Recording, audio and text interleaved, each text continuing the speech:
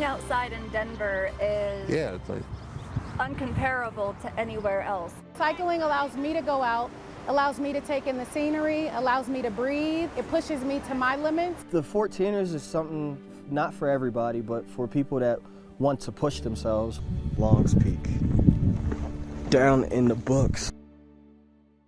Hi, I'm Lindsay Ford. The outdoors is a place to be in the moment, a place of healing, a place of acceptance. Colorado's beautiful scenery offers that and so much more to those across the state. And this week, we spoke to those who have a strong connection in nature and who strive to get outdoors as much as possible. My name is Brooke, and I've been with Black Girls Do Bike since the start of the COVID pandemic. Hi. Good morning. I didn't even realize it was. Like everyone else, I got really excited about getting on my bike more. Do you need air? Hi, my name is Deborah Gilbert, and I'm with Black Girls Do Bike. Hi, my name is Deandra Sharp. I'm with Black Girls Do Bike. Several stereotypes around what Black women or just people of color in general do and don't do. And when it comes to the outdoors, that's definitely, there are some ideas. I'm no stranger to the phrase, oh, I didn't know Black people skied, or I didn't know Black people snowboarded, or I didn't know Black people ran. And that's why we're building these organizations to say it loud and proud. Black women ride, Black folks run, Black folks ski. I've always heard that, there are extreme sports that we don't participate in. But you grow up and you realize that's not true, but it's hard to find representation or people that look like you who are doing those same activities, especially in a state with Colorado. I've been able to travel through so many small towns and recognize that people see me as a Black woman and that they have a reaction based on that. And sometimes that's scary for me. Sometimes I feel uncomfortable and not in a safe space because I'm a Black woman. It just brings me peace to be out on two wheels. But then when I discovered Black Girls Do Bike, I thought I died and went to heaven. All these beautiful Black women that, you hear their individual stories and learn a lot about who they are as individuals. It's amazing. We as Black women experience microaggressions throughout the day. But it's nothing like getting on your bike and getting with a group of Black women and really being able to have laughs and conversations and know that this is a safe space for me to be myself and not really take on the whole burden that we sometimes do when we're at work and we're the only Black woman, or we're at the grocery store even in Colorado and you're the only Black woman. This is a time that we get to experience Black joy and Black joy together. With all the racial unjust, everybody's really taking notice of us and what we're doing. And so it feels really good. It feels really good to have allies on our side. Right? I thought about it too. Cycling allows me to go out, allows me to take in the scenery, allows me to breathe. It pushes me to my limits. There are times where I don't think I'm going to be able to turn back and go home and make it, on my bike, but actually allows me to push my own boundaries a bit. I want to live a long, healthy life. And this is just one part of what I do in order to live a long, healthy life. You got to do what makes you happy. And this is my small piece of joy. And coming into this group with these women, the camaraderie is amazing. And so that's what Black Girls Do Bike is creating. It's creating a safe space where you can be authentic and come as yourself, and where we're advocating for reducing any barriers to the outdoors for women of color and supporting Black joy. Black Girls Do Bike!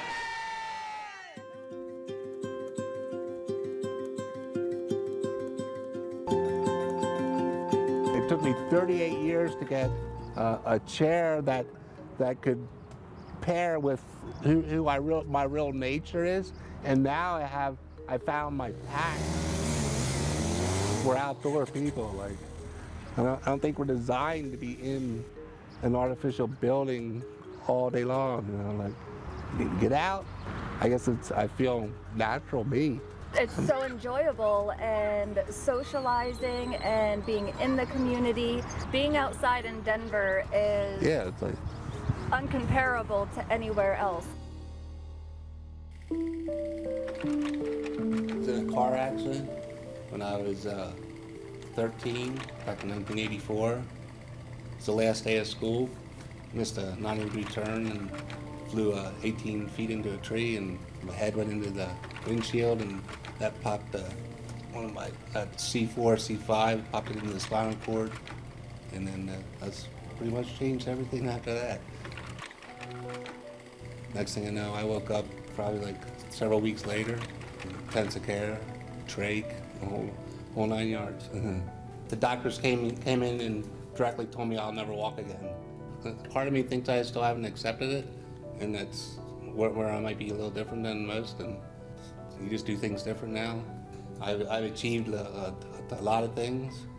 It's been like 37 years now, so just being independent, it's like all my family's passed on, so there's no safety net now. So I moved out to Colorado. It's like 45 years ago. So Pennsylvania was enough. I've been enjoying it out here. It's an active state. I've always been an active person. I gotta be doing something. You know, I notice I'm always moving.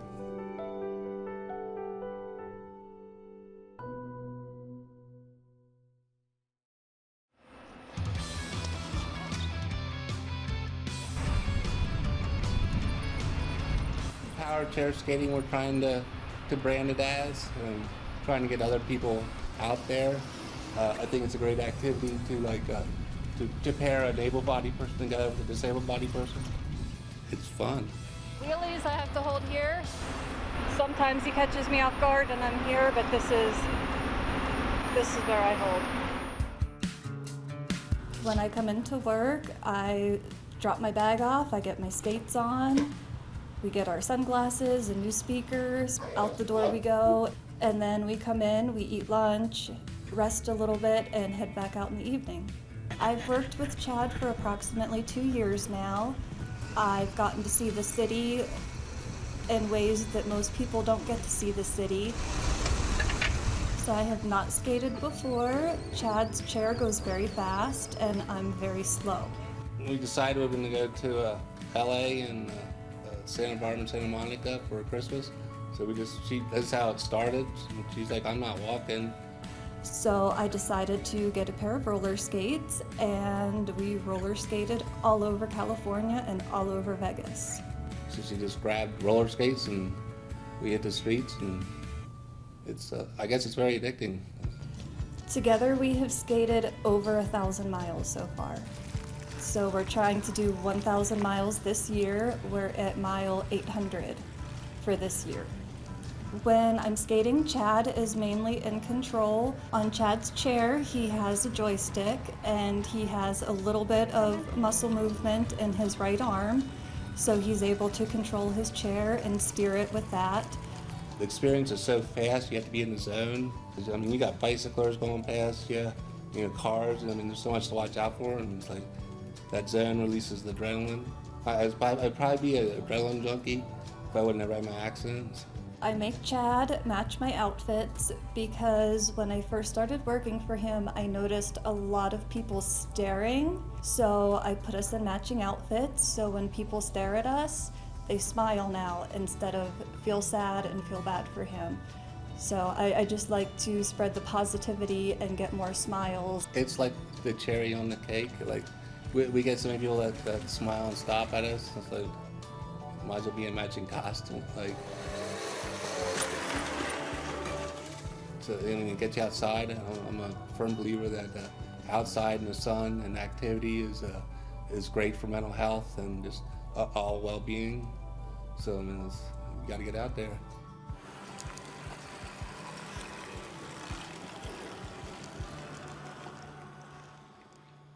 The chair went out of control and we hit the curb of the sidewalk. And No, we were right up against it. we hit the curb of a sidewalk. You almost fell out of your chair. There's a difference between a guy and a girl. I remember it differently. I think she says we had like 3 inches. Yeah, so we've had a few Yeah, well. little mishaps, but who doesn't? We were at 1,000 miles when we saw you last, and we are currently over 3,500 miles, almost at 4,000 miles. That's just on Denver Road. Just in Denver, and we have been all over the country, meeting all different groups. We did San Francisco, and then we went to Los Angeles. And from there we went to San Antonio. From there we went to New Orleans, and from there we went to Memphis. And from there we went to Chicago, and like LA, I think, are the best cities. And we came back here.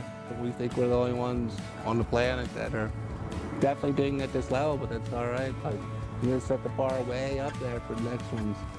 With what we're doing, I think we're the one and only. But I think that'll change. I hope it changes. Yeah, no.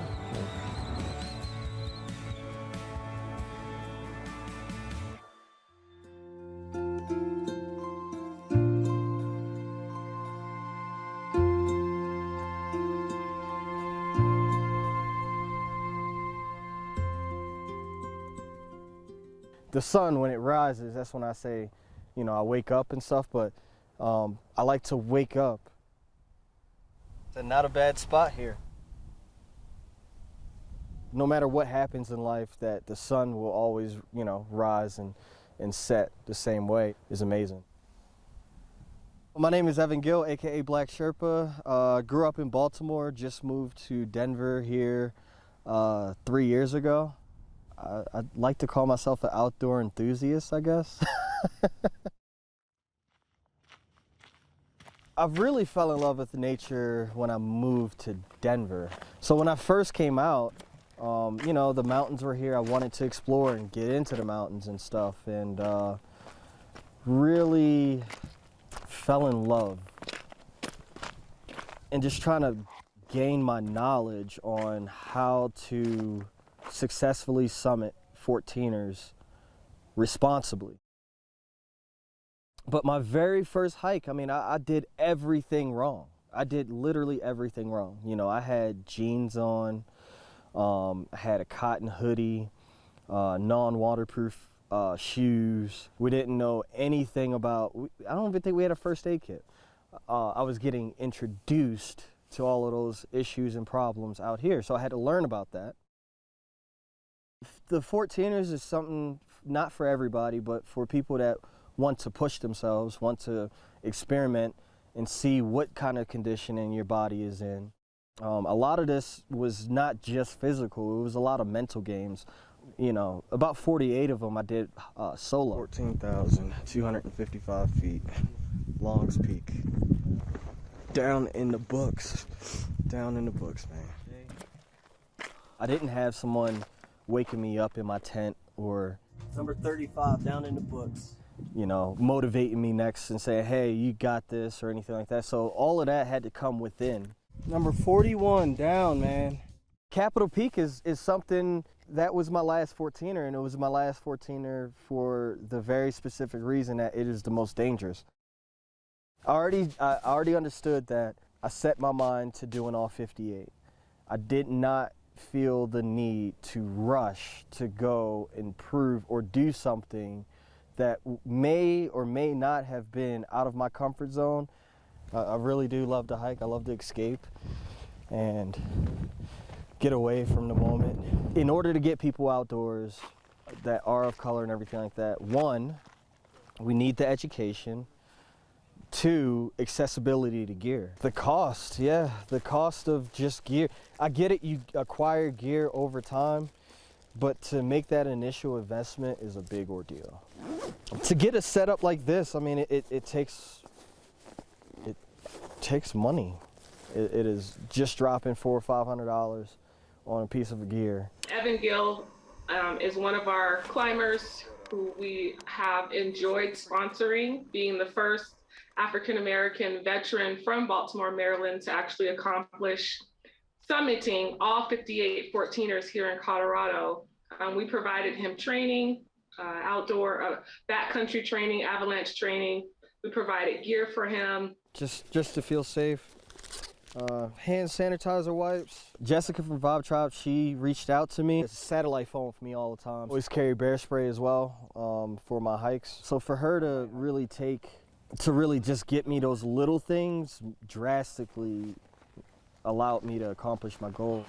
From my limited knowledge of Colorado and everything like that, I feel like a lot of black people come out in groups. Rarely do you see us during the week, apparently, you know. I think we're working. I'm not trying to speak for everyone here, but, you know, I would say the general sense is that we tend to hike in groups or together of other, you know, people of color. You know, that's the stereotype. And I'm trying to get us away from that stereotype, and that shouldn't be a stereotype anymore. It's just a lot fewer of us. I just want to remind people that this is here for us to explore.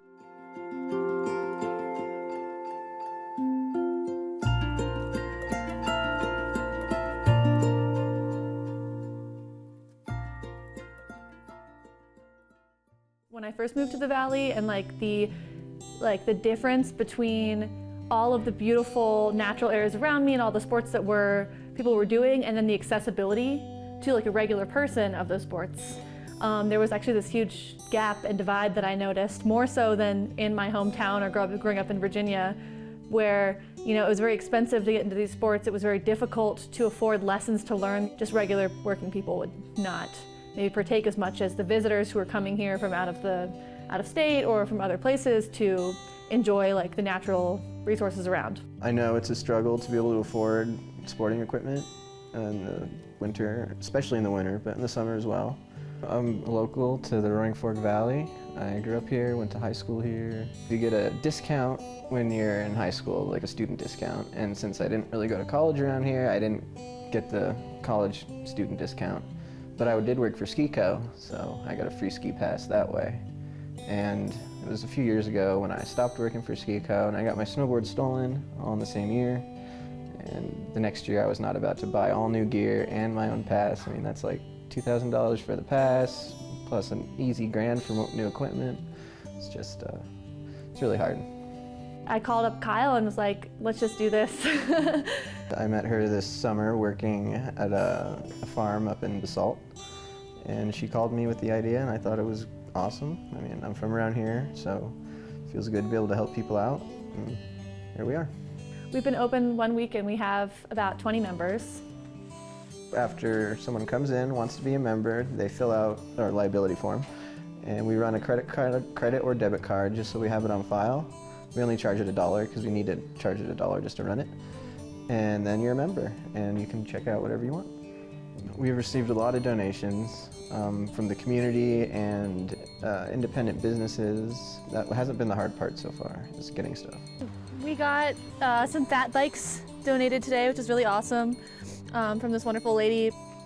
And she just asked us what we were most in need of. We asked actually about the Leadville Gear Library, what they had checked out the most in the past month or so, and it was actually fat bikes and Nordic skis. So we were like, okay, if you know, a fat bike. And so, yeah, we're really excited about that. You know, people can go biking in the winter. That's why they've got the wide tires. But yeah, now we're gonna have a couple of those, and that's really exciting. There's definitely, you know, people who come in here and just are very surprised, I think. And they'll be like, so, you know, how much is it? And no, it's a lending library. And so it's, and then they're just so happy because they're like, wow, you know, I really want to go skiing with my friends tomorrow. And it's great because we do have a good selection of skis. People have come in here and we've been able to find boots that fit, skis, poles, a warm jacket, goggles, all of the things they need, and they just went skiing the next day, which they probably wouldn't have otherwise. And yeah, people have been just pretty excited about it. I'd like to be a spot where people in the community can get together and teach each other and help each other access outdoor adventures.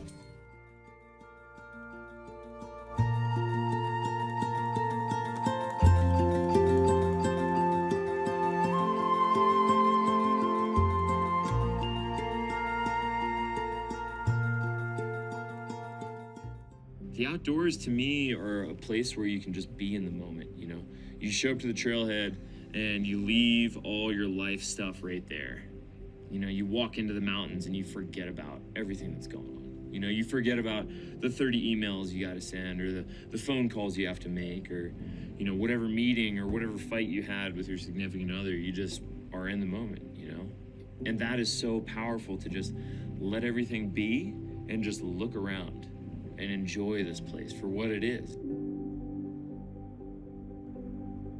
There's a thing about the outdoors where it has these great parallels between the military and the outdoors. The teamwork, the self-reliance, all these things that make those two worlds feel kind of the same. In the outdoors, it's often also a pursuit, a mission, a goal, something to drive you forward, which everybody needs in life to keep putting one foot in front of the other.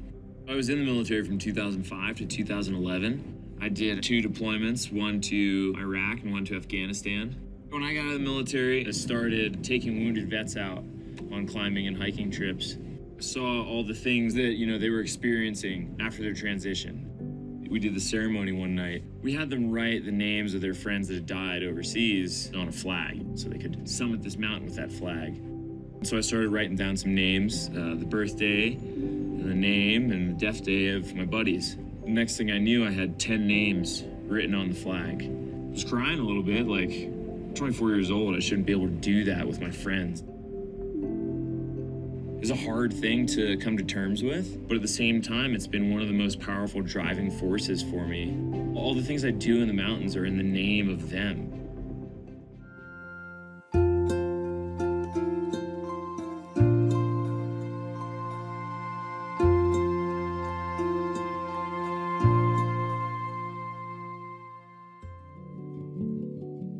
I came to farming because I needed to work on my healing, and every single season I get better at that.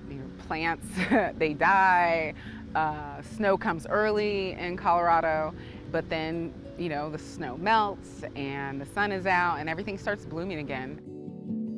I am a farmer and founder at Hamden Farms, and I also maintain the lavendins at Chatfield Farm for a profitability study. I had an entire life that had nothing to do with farming. I joined the Air Force. I was a photojournalist, and when I got out of the Air Force, I was still really interested in healing and wellness, and I wanted to know where exactly my food came from. And so we happened to move to Colorado, and I was with some other veterans talking about how I wanted to increase my healing and wellness. And one shared with me that there was a Veterans to Farmers program at Denver Botanic Gardens. And so I applied to the program. We were exposed to working with the lavender here during the Veterans to Farmers program. And I was like, what are you guys gonna do with it? And they said, you go ahead and Zephrine, have at it. So my role is to maintain the lavendins and track how it can be profitable for not only the gardens, but really how we work with other makers in the community. The first product is being able to do community supported agriculture. So people, when they order their flower CSA, they can order a lavender CSA. That is one way for it to be profitable. Collaborating with other local makers and, providing the lavender or providing lavender for a product. And then, collaboratively selling products that go along with that. And then once again, just pulling resources to make that successful. The lavendins are generally the taller plants. They make more oil, but it's got a really strong medicinal smell.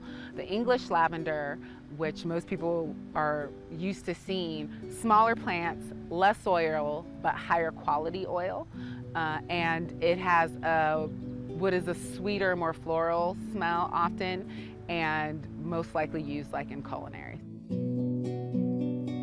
After completing the Veterans to Farmers program here at Denver Botanic Gardens, I started Hamden Farms, which is a backyard micro farm and also a farm business. It's really important to me that farmers have access to community wealth.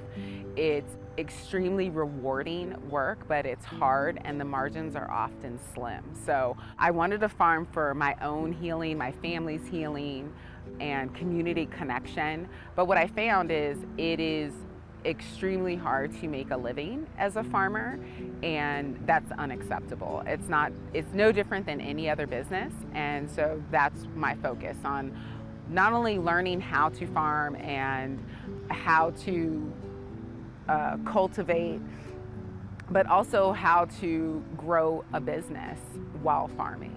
and make it, like I said, profitable. Farmers should have thriving wages. Like, ag workers should have thriving wages. My goal is to continue to work with the organizations that are already doing this work. Like, they already have products, they already are working on hubs, they do workshops and classes.